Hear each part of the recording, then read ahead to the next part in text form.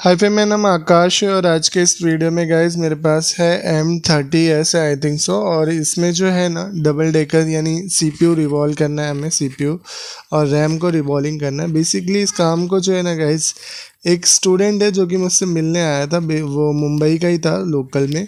तो उसने मुझे फ़ोन किया और वो मुझसे मिलने आया, तो उसने मुझे बताया कि इंस्टीट्यूट में ना गाइज उसने 25,000 रुपये जो है वो ट्रेनिंग के लिए दिया था।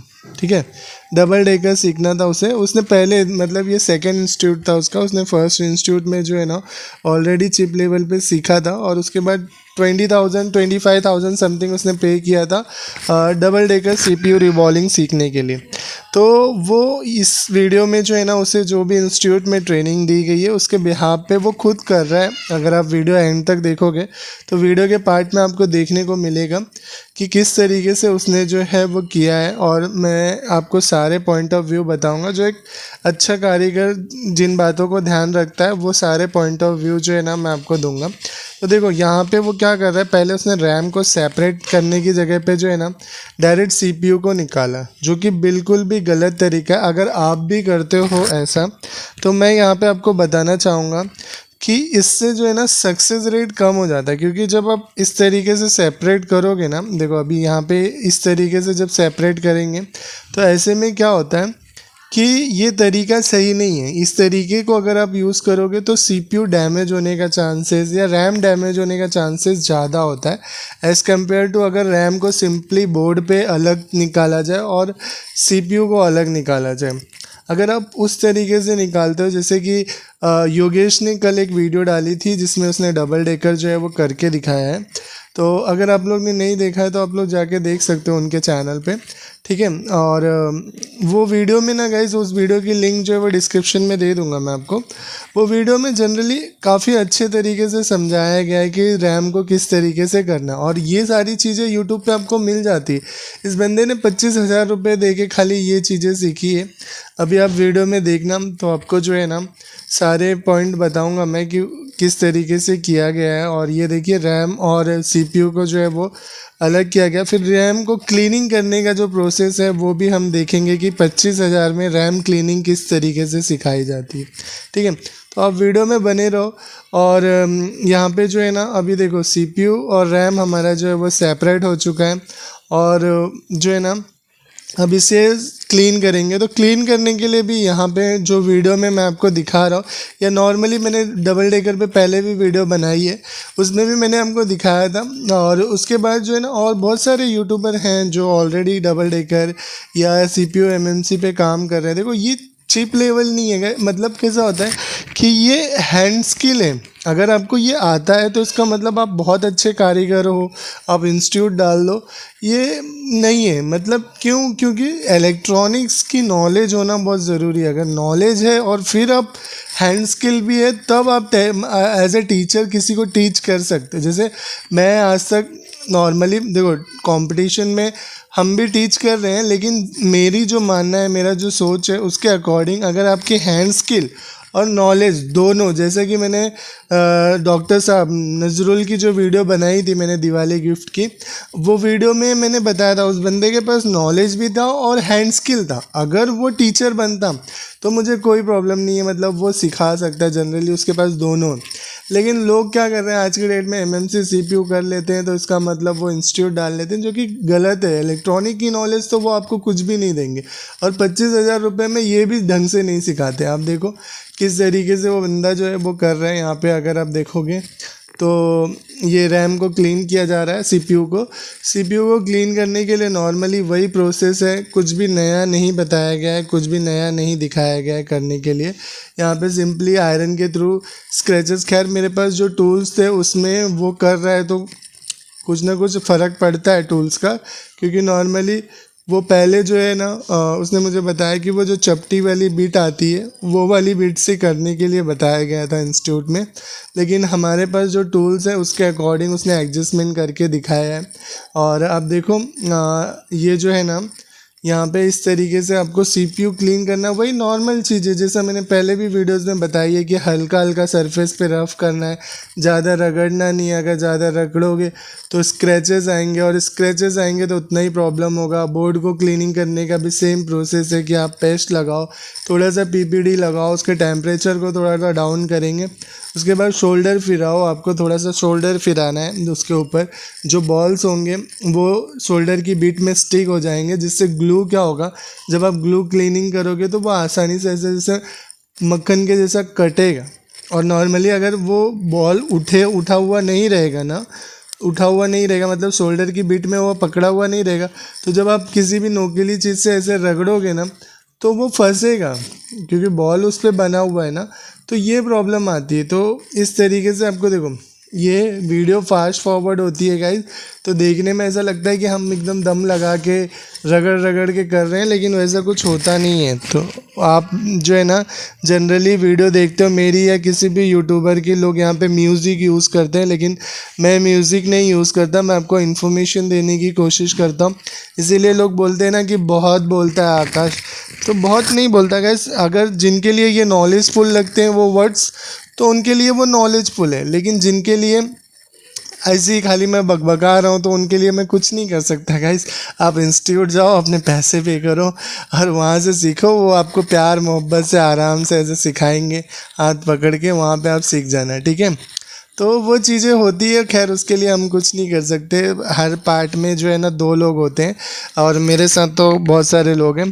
तो किसी को अच्छा लगता है तरीका तो किसी को ख़राब लगता है। अब एज ए यूट्यूबर दोनों को एडजस्टमेंट करके चलना पड़ता है, ठीक है। तो यहाँ पे हमने जो है ना वही प्रोसेस है जिस तरीके से क्लीन करना है। क्लीन करते टाइम ना गाइज, जो भी डॉट्स आपके निकले हुए हैं, जो भी BGS निकली हुई है पिने, उनको एक बार बिट मैप या सैमेटिक के थ्रू आपको देख लेना है कि हाँ भाई वो काम की थी या नहीं। अगर काम की थी तो आपको मैक्रो जंपर करना पड़ेगा, और अगर काम की नहीं है तो इट्स ओके। ज़्यादातर मोस्टली NC पिन्स ही बाहर निकलती हैं, क्योंकि NC नॉट कनेक्टेड पिन्स होती हैं और उनका कोई सपोर्ट नहीं होता, तो वो डायरेक्ट पेस्टेड के थ्रू ना बाहर आ जाती हैं। अब इस तरीके से आपको रफ़ करना है हल्के हाथों से। हल्के हाथों से रफ़ करने के बाद ये बैलेंस बनाना है गाइस। और ये वीडियो थोड़ी सी फास्ट फॉरवर्ड है ना, तो ऐसा लग रहा है कि ज़्यादा तेज़ी से किया है, लेकिन नहीं। अगर सिंपली ये प्रोसेस करने में एटलीस्ट 2 घंटे लग जाते, तो उसको कवर करना पड़ता है 10-15 मिनट के क्लिप्स में। तो आप जो मोटिव है दिखाने का, जो पर्पज़ है, आप उसको देखो। जो तरीका है वो मैं एक्सप्लेनेशन कर रहा हूँ, फ़ोटोज़ और मेरी वर्ड्स को दोनों को अगर आप कंबाइन करके देखोगे ना, तो आपको मज़ा आएगा और आपको समझ में आएगा कि हाँ किस तरीके से कर रहा हूँ मैं। देखो अब यहाँ पे जो है ना उस बंदे की शक्ल को मैंने हाइड किया है, क्योंकि हम नहीं चाहते कि इंस्टीट्यूट के बारे में कोई भी इंफॉर्मेशन पता चले और जो है वो नाम पता चले, इसीलिए जो है उस बंदे की इन्फॉर्मेशन को हाइड किया यहाँ पे। और जो है ना अब देखो किस तरीके से वो रैम क्लीनिंग कर रहा है, रैम को क्लीन कर रहा है। रैम क्लीनिंग में भी कोई बहुत बड़ा लॉजिक नहीं सिखाया गया है। 25,000 लेकर उसे रैम क्लीनिंग जो है वो सिंपली वही तरीका है जिस तरीके से जो है वो मैं करता आता हूँ। मैंने भी बताई है, बहुत सारे यूट्यूबर्स ने वीडियो बताई है कि बस अच्छा वाला रिलाइफ का या मैकेनिक का अच्छा वाला थिनर ले लो, डालो, ब्रश से साफ़ करते रहो, या नीडल, वही जो नीडल आती है वही नीडल के थ्रू साफ़ करते रहो, हल्का शोल्डर घुमाओ। या फिर सबसे सही है कि योगेश ने जो कल वीडियो डाली थी, आप उस वीडियो को देख लो। उस वीडियो में जो है ना, मैं आपको डिस्क्रिप्शन में लिंक दे दूँगा, वो वीडियो में बंदे ने काफ़ी ईजी और जेन्युइन तरीका बताया। अगर आप उस तरीके को यूज़ करके करोगे ना, क्या आई एम डैम श्योर कि आपका काम जो है वो काफ़ी बेहतर हो जाएगा। अब इतना सीखने के लिए, मतलब इतना सीखने के लिए इसने इतना खर्चा किया, और वो भी परफेक्ट नहीं है। देखो यहाँ पे अभी जो है ना हमने PPD को जो है वो ड्राई किया था। ड्राई PPD को उसने जो है वो यहाँ पे फिल किया है रैम के अंदर। और अब देखोगे तो यहाँ पे हम रफ़ कर रहे हैं रैम को, ताकि एकदम क्लीन हो के। कभी कभी क्या होता है ना गाइस, दोनों बॉल्स जो है ना आपस में शॉर्ट हो जाती है, तो एकदम अच्छे से आपको सुखा लेना है और एकदम देख लेना है कि हाँ ये दोनों जो है वो अटैच नहीं होंगी हिट मारने के बाद। जब अगर आपको ऐसा लगता है कि ये अटैच हो जाएंगी, तो फिर आपको और रगड़ रगड़ के साफ़ कर लेना है वहाँ पे। अब यहाँ पे हल्का सा हिट मारना है रैम के ऊपर, और अगर मैक्रोन का है तो आपको थोड़ा और देख के कम हिट मारना है, ठीक है। और इस तरीके से जो है ना, यहाँ पे जैसा मैं आपको हिट दिखा रहा हूँ, यही तरीका बस उसे बताया गया है कि यहाँ पे ब्लोअर रखना, इतने दूर से रखना, मतलब एक तरीके से आप कैसे भी करो, उसका कोई लॉजिक नहीं है, लेकिन उसको बताया गया है कि ब्लोअर को ऐसे दूर से रख के इतना इतना हिट मारना, मतलब चीज़ों को बढ़ा चढ़ा के कि हाँ हम आपको एक ट्रिक सिखा रहे हैं। ऐसे ब्लोअर को उसने एक जगह पे रखा, फिर छोटी सी को हिट मारा, फिर बड़ी सी के साइड उसने टर्न किया, तो ये सब तरीका उसने मुझे एक्सप्लेनेशन किया कि ये तरीका बताया गया था आकाश भाई कि ऐसा ऐसा अगर आप करोगे तो आपका रिज़ल्ट का चांसेस जो है वो बढ़ जाएगा। लेकिन खैर कोई लॉजिक नहीं, अगर आप रैम को एक साइड से भी पकड़ के हिट मारते हो और सारे बॉल बन जा रहे हैं तो इट्स ओके। वो अब जनरली मैं आपको बोलूँ कि पहले ब्लोअर का टेम्परेचर इतना रखना, इधर ये पोजीशन पे रखना, रैम को ऐसे टेढ़ा करना, थोड़ा सा इधर करना, फिर ये वाली सी हो जाएगी, फिर अब बड़ी वाली सी को कम देखना, छोटी वाली सी को ज़्यादा देखना, छोटी वाली सी के साइड में जो लाइनें होती हैं वो रैम की लाइनें होती हैं। ये सारी चीज़ें अगर मैं थोड़ा एक्सप्लेनेशन करूँ तो जनरली एक कोर्स हो जाता है, और उसी कोर्स का इतना सारा चार्जेस होता है। खैर इंस्टीट्यूट में जो लोग गए हैं सीखने के लिए ना गाइस, कमेंट में ज़रूर करना उनका जो भी एक्सपीरियंस हो, अच्छा हो ख़राब हो, क्योंकि आपका नाम तो पता चलेगा नहीं। तो सिंपली है कि एक बार मेरे को भी देखना है कि हाँ यार क्या होता है, क्या रिज़ल्ट है, किस तरीके से। तो प्लीज़ कमेंट ज़रूर करना और मुझे भी बताना कि उनकी टिप्स एंड ट्रिक्स क्या है। जैसे कमेंट आप करते हो ना गाइस, थोड़ा सा टाइम निकाल के एक नॉर्मल अच्छा खासा एक्सप्लेनेशन कि आपका एक्सपीरियंस कैसा रहा, आप कर पाते हो या नहीं, क्या टिप्स एंड ट्रिक्स नहीं। अगर आप इंस्टीट्यूट का नाम लिखना चाहो तो आपकी अपनी मर्ज़ी, उसके लिए कोई प्रॉब्लम नहीं है। लेकिन देखो यहाँ पे जो है ना, कमेंट में अगर आप मुझे बताओगे कि हाँ मैं इंस्टीट्यूट गया था, इस तरीके से सीखा, तो मज़ा आएगा देखने में कि हाँ बंदे को कितना सीखने मिलता है, कौन सा इंस्टीट्यूट बेहतर है, लोगों को भी ये समझ में आएगा। तो आप कमेंट ज़रूर करना डिस्क्रिप्शन में और बताना कि हाँ कैसा लगा आपको ये इन्फॉर्मेशन। तो गाइज़ यहाँ पे रैम को अभी तक हमने पूरा प्रोसेस जो है वो कर लिया है, रैम रिवॉल्व हो चुका है, सॉरी रैम बोल रहा हूँ, CPU रिवॉल्व हो चुका है, CPU का बेस। और उसके बाद जो है ना, अब CPU को हम जो है ये रिवॉल्विंग करेंगे। रिवॉल्विंग के लिए यहाँ पे मैं यूनिवर्सल स्टेंसिल, मैं नहीं एक्चुअल में वही यूज़ कर रहा है यूनिवर्सल स्टेंसिल, क्योंकि हमारे पास स्टेंसिल थी नहीं। और PPT को हमने ड्राई कर लिया है। तो PPT ड्राई करने के बाद जो है ना, वैसे नॉर्मली मैं तो नहीं करता, लेकिन क्या है इंस्टीट्यूट में सीखा हुआ बंदे को एक हर चीज़ का एक प्रोसीजर बताया जाता है। खैर वो प्रोसीजर अच्छा होता है गाइस, ऐसा कुछ नहीं है कि मतलब ख़राब होता है, लेकिन उससे रिज़ल्ट का चांसेस बढ़ जाता है। लेकिन कहीं ना कहीं आपका एक्सपीरियंस हो जाए तो इट्स ओके, चल जाती है चीज़ें, हो जाता है मैनेज, ठीक है। तो यहाँ पे उसने यूनिवर्सल स्टेंसिल से रिवॉल्विंग की इस तरीके से। आपको सारे जो मैं, कुछ बंदे ने कमेंट किया था कि मैं ब्लेड कौन सा यूज़ करता हूँ, तो गाइज़ ये 4 नंबर का ब्लेड है, आपको किसी भी प्लेटफॉर्म पे जो है वो मिल जाएगा। और जो बेस है वो मतलब एक तरीके से जो IC ओपनर आता है 100 रुपये वाला, उसमें हमने उस ब्लेड को फिट किया है, ठीक है। और आप इससे भी कर सकते हो और हाथ से भी कर सकते हो, कोई प्रॉब्लम नहीं है। और कुछ जुगाड़ भी कर लो, क्योंकि हम इंडियन हैं, जुगाड़ भी कर सकते हैं, कोई प्रॉब्लम नहीं है। अगर सेपरेट में कोई वीडियो चाहिए रहेगी तो बताना, हम जो है वो वीडियो भी बनाएंगे सारे टूल्स पे कि हम क्या क्या यूज़ कर लेते हैं। और यहाँ पे अगर जो है ना अभी CPU को रिवॉल्व करेंगे तो एक चीज़ देखने वाली है गाइस, क्योंकि उस टाइम पे मेरा ध्यान तो नहीं गया, लेकिन यहाँ पे अगर आप देखो तो एक बॉल जो है वो नहीं बना हुआ है, ठीक है। अब ये बॉल जो है ना, हो सकता है प्रॉब्लम क्रिएट किया हो, क्योंकि ये फ़ोन जो है वो हुआ नहीं। इस फ़ोन के साथ में क्या सीन था कि ये मेरे फ्रेंड ने बहुत दूर से मेरे मतलब बनाने के लिए लाया था। अब वो बंदा भी उसी दिन आ गया, तो मैंने बोला चल ठीक है, ये फ़ोन को तू ही बना और हम लोग देखते हैं कि क्या इंस्टीट्यूट में ट्रेनिंग मिली। तो वो बंदा करने लगा, और उसके बाद करते करते रात के जो है वो 9:30 10 बज गए अमूमन। और वो मान के चलिए कि 6 बजे से वो कर रहा था और 9:30 10 बजने वाले थे ऑलमोस्ट। तो इतना टाइम ना वो फ्रेंड दूर से आया था मेरा, और उसके बाद जो है ना उसके पास भी ज़्यादा टाइम था नहीं, और वो कस्टमर भी रुकता नहीं, तो ये फर्स्ट अटैम्प्ट में ये फ़ोन हुआ नहीं था, ठीक है।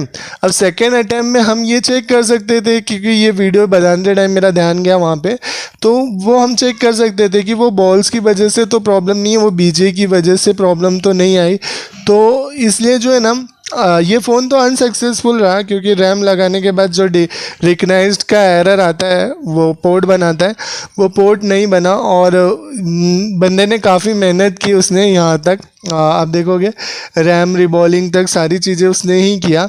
उसके बाद जो है ना वो सीपीयू को अटैचमेंट करने में बोला आकाश भाई आप ही करो क्योंकि मेरे को ये कॉन्फिडेंस अभी तक नहीं आया है, क्योंकि वो इंस्टीट्यूट में जहाँ पे सीख रहा था ना उसने सीखते टाइम एक फ़ोन को किया और वो टीचर उसके ऊपर भड़क गया कि तुमने ऐसा कैसे किया, गलत कर दिया ये वो, उसके ऊपर बढ़ गया। तो उसका कॉन्फिडेंस ना बढ़ने की जगह पे मतलब एक प्रोत्साहन होता है कि हाँ चल ठीक है तूने किया, अच्छा किया, अगली बार और अच्छा करना, वो प्रोत्साहन उसका कहीं ना कहीं टूट गया और ना उसे लगाने में मतलब कॉन्फिडेंस नहीं आया। क्लीनिंग व्लीनिंग तो उसने कर ली लेकिन जब वो लगा नहीं पाया तो मैं ये एडजस्टमेंट करके लगा रहा हूँ। और लगाने के बाद हमने जो है ना वो चेक किया कि रिकग्नाइज्ड का एरर आया, मतलब पोर्ट बनाए, बट वैसे कुछ आया नहीं और फिर काफ़ी लेट हो चुका था। मेरा फ्रेंड भी रुका नहीं क्योंकि वो बोल रहा था कस्टमर नहीं रुकेगा, मैं उसको दे देता हूँ। तो हमने बिना रैम लगाए फ़ोन जो है वो उसको दे दिया और ये अनसक्सेसफुल रहा गाइज। लेकिन होप शो कि आपको यहाँ पे सारे पॉइंट ऑफ व्यू पता चल गए, क्योंकि जो चीज़ें मैं बताना चाहता था जनरली रैम क्लीनिंग प्रोसेस वगैरह और सारी चीज़ें, तो देखो आप अपने हिसाब से जो है ना अगर चीज़ों को सीखना चाहो तो सारी टिप्स एंड ट्रिक्स आपके लिए बेहतर है। हैंड स्क्रोल इम्प्रूव करना चाहो या इन्फॉर्मेशन लेना चाहो, और गाइज अपना जो एक्सपीरियंस है वो मुझे कमेंट में ज़रूर बताना, क्योंकि मुझे बहुत इम्पोर्टेंस लगेगा वो, और लोगों को भी जानने के लिए बहुत इच्छा होगी कि हाँ क्या एक्सपीरियंस है लोगों का, किस तरीके से रिज़ल्ट रहा। वो सारी चीज़ें अगर आप कमेंट में बताओगे, और आपने कितने पैसे पे किए, कौन सा इंस्टीट्यूट गए नहीं गए, वो आपकी अपनी मर्ज़ी है, अगर आप डालना चाहो तो डाल सकते हो, लेकिन ओवरऑल एक व्यू ज़रूर देना, मैं ये देखना चाहूँगा। थोड़ा सा टाइम लगेगा गाइज, 1-2 मिनट ही लगता है आपका, और अगर आप अपना एक्सपीरियंस शेयर करोगे ना तो उससे काफ़ी कुछ लोगों का भला हो जाएगा। जो लोग ये रीड करेंगे, एक लोगों को लगता है ना कि टॉनिक मिल जाएगा, तो वो टॉनिक ढूंढने के चक्कर में नहीं जाएंगे अगर वो आपका एक्सपीरियंस, क्योंकि मैं बोलूँ वो गलत हो जाता है, लेकिन अगर आप बोलो तो वो अच्छा रहेगा लोगों के लिए, क्योंकि आपका 1 मिनट का कमेंट जो है वो बहुत सारे लोगों का जो है ना पैसा बचा सकता है, टाइम बचा सकता है। और यहाँ पे मेन चीज़ है, इस बंदे ने इतना कुछ किया, खर्चा किया, सब कुछ किया, और खैर इस फ़ोन में रिज़ल्ट नहीं आया, लेकिन ऐसा नहीं है कि उस बंदे ने गलत किया।